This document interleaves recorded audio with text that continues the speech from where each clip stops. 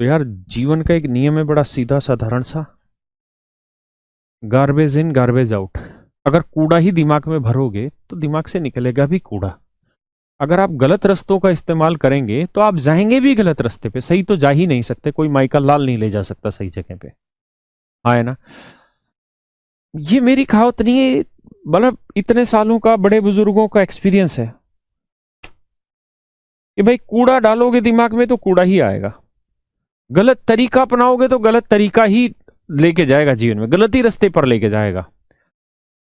मेरे भाई चोरी चकारी मत करो, नहीं है तो अरेंज करो। अब आप कहें जी आप कैसी बात कर रहे हैं कि नहीं है तो अरेंज करो। मेरे बच्चों, मेरे पास एक लड़का आता था कादिर करके, मैं आपको 2 ही मिनट बस कहानी बता रहा हूं, फिर उसका सवाल पे आऊंगा। अभी भी है वो बच्चा, और कादिर खान वान कुछ नाम होगा आगे, मुस्लिम बच्चा था वो। तो मैं पढ़ाता था, आज से करीबन 2 साल पहले की बात है, अब उसका शायद सिलेक्शन भी हो गया, इनकम टैक्स इंस्पेक्टर है वो। तो मेरे प्यारे बच्चों, कहानी ये थी कि वो बच्चा साइकिल पे आता था और साइकिल पे सफेदी के बहुत सारे दाग पड़े हुए थे।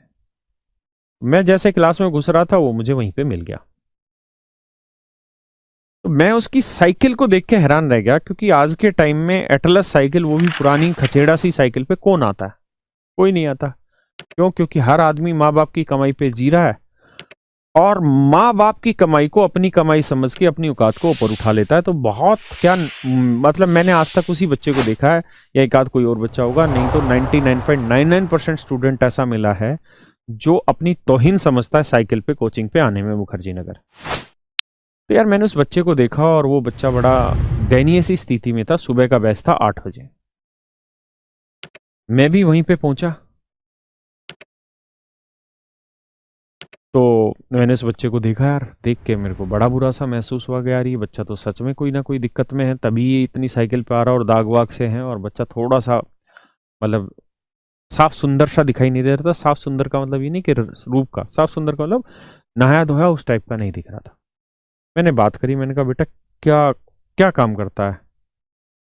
तो फिर उससे बात हुई 5-1 मिनट, तो पूरी कहानी मैंने पूछी कि ऐसा क्या है कि बेटा तू ऐसी अवस्था में। तो उसने बताया कि मेरे फादर साहब, शायद उसने कुछ ऐसा बताया कि माँ बाप में से कोई होगा नहीं, और चाचा ताऊ वगैरह जो होते हैं उन्होंने मुझे पाला पोसा है। तो अब मैं अपने भाई को, छोटे भाई को दिल्ली लेके आ गया हूँ मुखर्जी नगर।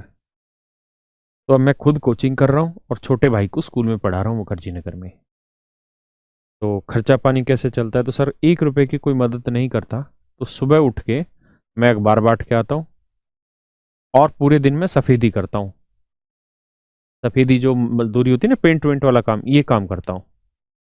और ये काम करके फिर मैं इतना धन धान्य जुटाता हूँ मजदूरी वगैरह करके या बाकी सारा काम करके, कि मेरे पास इतना पैसा आ जाता है कि मैं खुद की रोटी खा लेता हूँ, और आपकी फीस भर दी मैंने, और अपने भाई को भी स्कूल पढ़ा रहा हूँ, और साइकिल पे आ रहा हूँ बच्चा।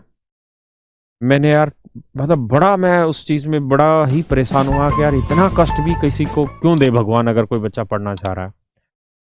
फिर हमने उसको एक दूसरा ट्रैक दिया कि पढ़ाई के साथ साथ ये काम मत कर, दूसरे तरीके से हम तुझे कहीं ना कहीं हेल्प कराएंगे, तू ये काम करता रहे पढ़ाई से रिलेटेड।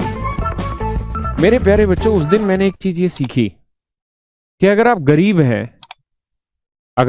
हैं और आप पढ़ना चाहते हैं, तो आप ये बहाना नहीं बना सकते कि मैं गरीब हूं इसलिए मैं चोरी करके पढ़ूंगा, क्योंकि मैं गरीब हूं। पक्की ही समझो ना, तो क्यों महंगी कोचिंग में पैसे बर्बाद करना। अभी डाउनलोड करें करियर विल ऐप।